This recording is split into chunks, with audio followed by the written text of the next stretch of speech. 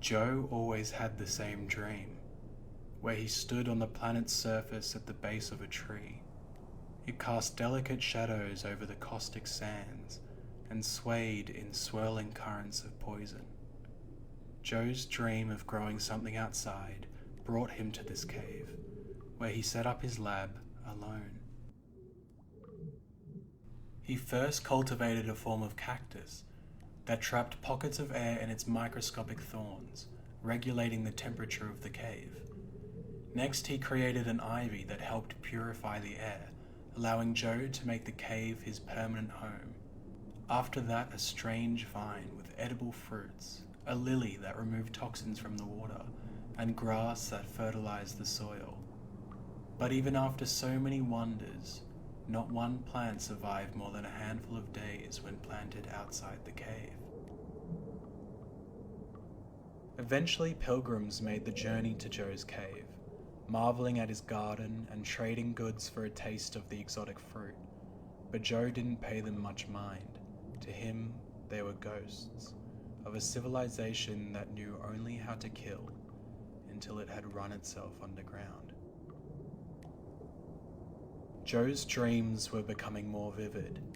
The tree had begun to speak to him. It said it remembered the lives of all the other trees that came before it, and in the voice of his mother, the tree would call Joe its seed, and he would wake, weeping and choking. So Joe stopped sleeping. He was delirious when the miracle happened. He didn't even remember planting it, but a tree had grown outside and it was beautiful. It stayed that way for a while, attracting a constant stream of new pilgrims to pray at its base until their lungs gave out. Joe often had to drag unconscious pilgrims back into his cave and nurse them back to health.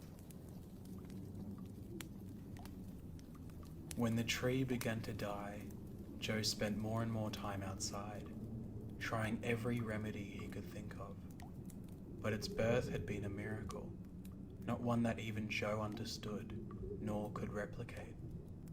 He would hug the base of the tree as the poison collected in his lungs and seeped into his blood.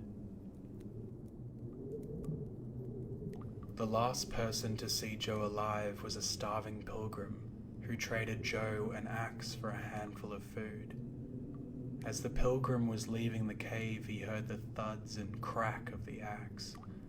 The pilgrim ran back screaming, "I'll starve, I'll starve," but it was too late. Joe died soon after.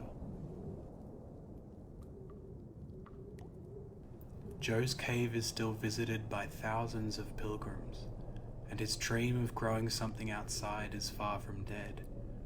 For Joe was a seed, which grew a tree, which grew a seed.